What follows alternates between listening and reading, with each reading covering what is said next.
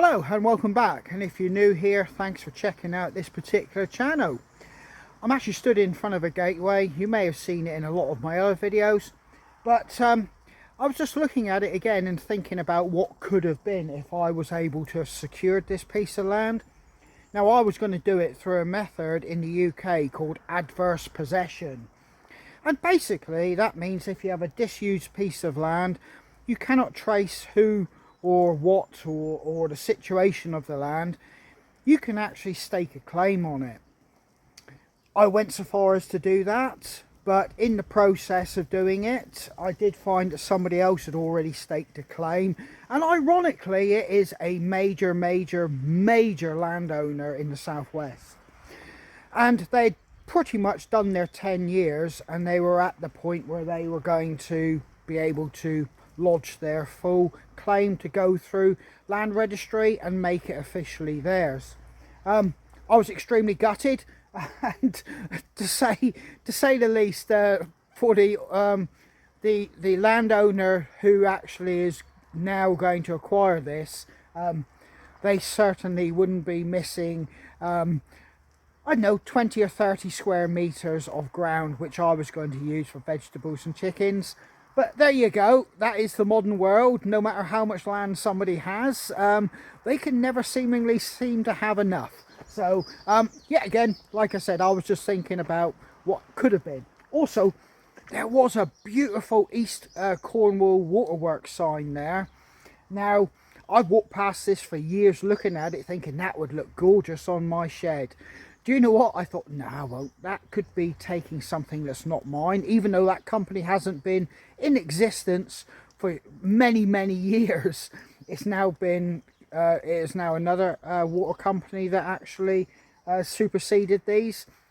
Anyway, one day I did walk past this gate and the sign was gone. All the nuts and bolts are on the floor. Somebody else decided they had the same idea as me.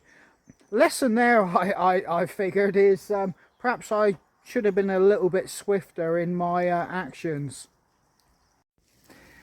Well, the rest of the UK has had snow. We've had wind and rain. Today it's kind of more like a misty mizzle, which is kind of like a drizzle, and the mist is rolling in off the moors, and it all mixes together to give you that good Cornish mizzle, as we call it down here. But as you can see, there's no panoramic views. It's just gloomy, misty, and in amongst it, you know, down in the valleys, it's going to possibly be a bit foggy.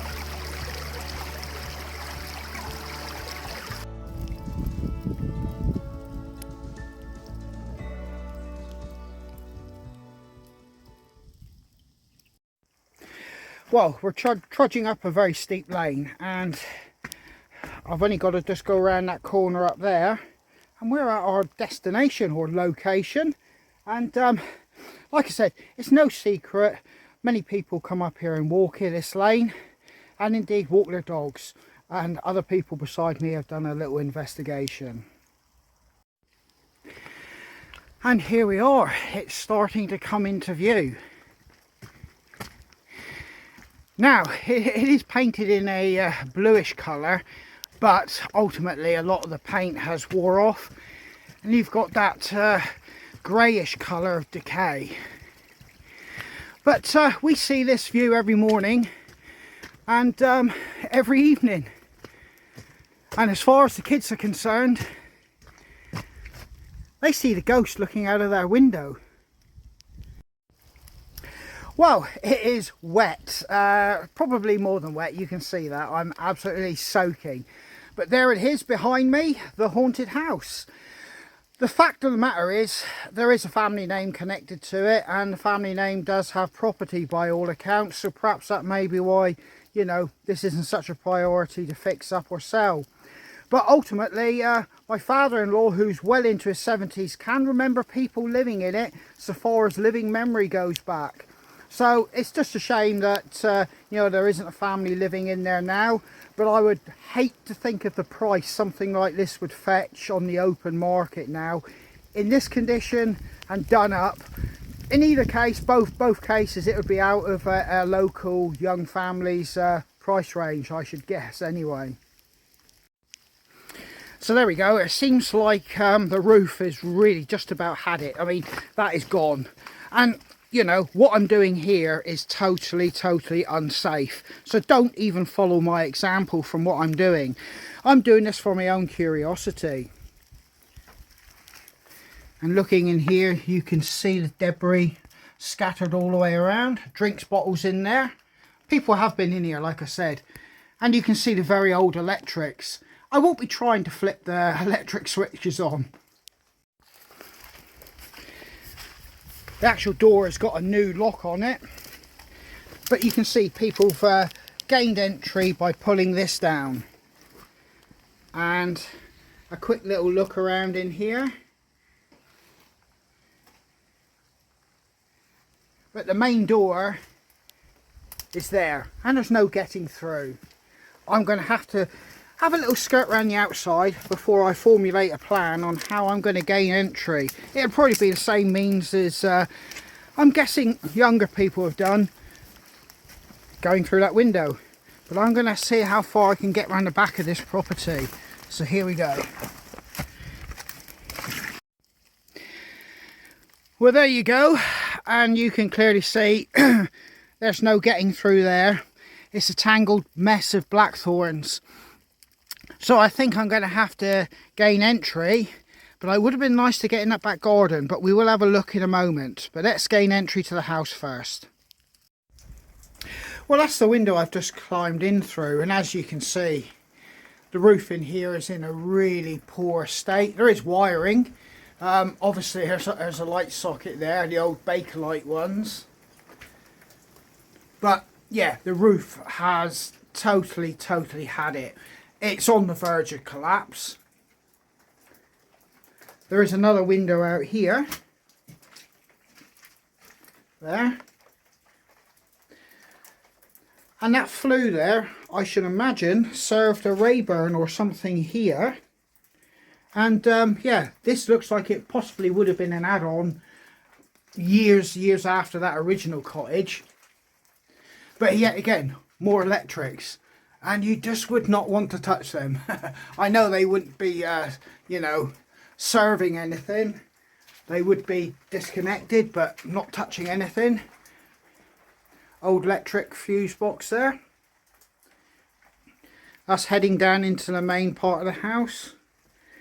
And here is the door, with one of these old door locks. And a light switch just there as well. But yeah, you can see, looks like water, possibly gas, I'm not sure. But it looks like there's been some remedial building work to try and stabilise this building. But yeah, this is really eerie.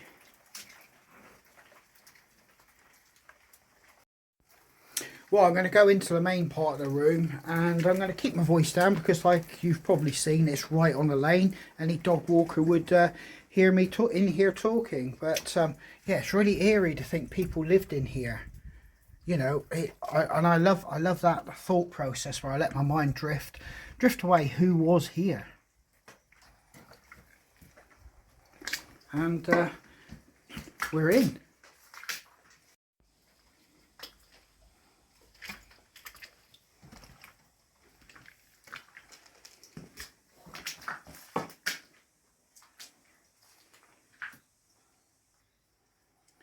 That obviously was a window that's been blocked up at some point.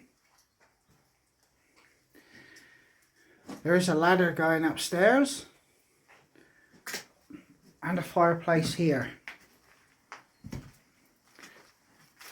Would have been a fireplace there. Another window there. Does that go out to the garden? Possibly, I'll have to have a look. But yet again, loads of thorn bushes there. Looking around back into this building.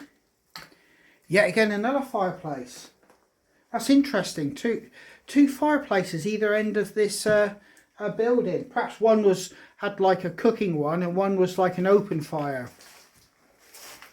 But there's the main door. Light socket there. I love thinking about who used to live here.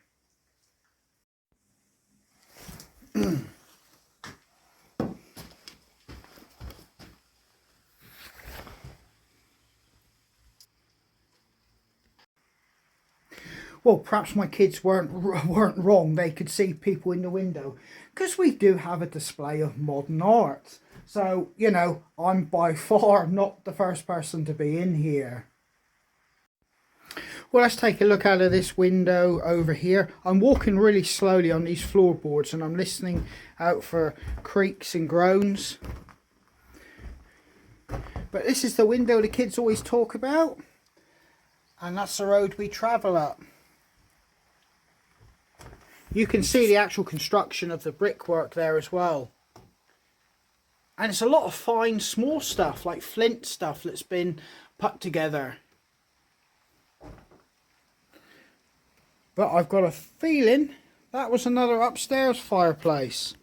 You can see down into the first part of the building. And something that is not looking too good. That is a very, very old bed there. How that's still here or why it's still here, God knows. But yeah. When this cottage was originally built, you would have probably had the whole family sleep up here, the parents and kids. Possibly all in the same bed. It would have been a big bed. And you can't see out of that window because it's overgrown. Well, light is fading fast, but I don't think it'll capture it. There's some nice like pegs, like a pegged joint there on that roof joist. But look at it. I don't even think there was insulation in the roof here. I can't see no evidence that there would have been anything up against it.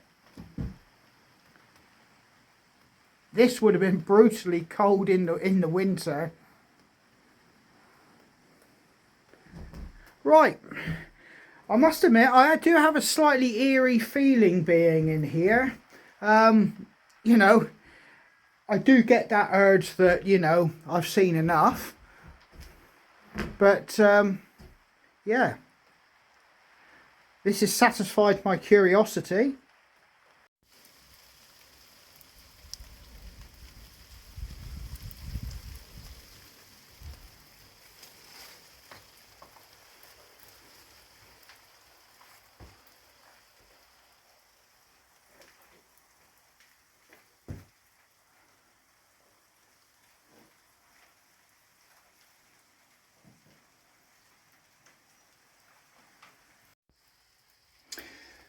So there is kind of an eerie feeling in here, you know. It's got the usual, you know, feel of abandonment and sadness and sorrow with it.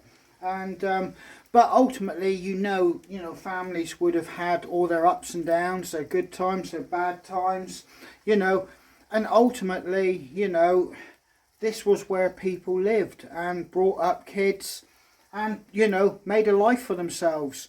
I do feel like I'm imposing, obviously I am to some degree, well, I am to a degree, but, I think it's now time for me to leave, and I've satisfied my curiosity, like I say, and it's now time to leave this house to its fate and destiny, I suppose. And any memories that were made in here, are probably consigned long to the history books, or long forgotten with the people that probably don't exist anymore. But that being said, on a happier note, maybe one day I'll drive past here and there'll be a new young family in here when it's all done up, or, a new house built on this footprint. But yeah, let's get out of here now. Yeah, so obviously it stands to reason that I shouldn't have been in there, and don't copy my example, because obviously doing something like this is dangerous. But yeah, I've been and seen, like I've said before, I've satisfied my curiosity, and it's time for me to leave. And I hope you enjoyed coming with me just for a very quick little look at a disused, and as my kids say, haunted house. I tell you what though, they may have something about that. All the best. This is Andy from Hidden Valley Footpaths. Take care. See you on the trail.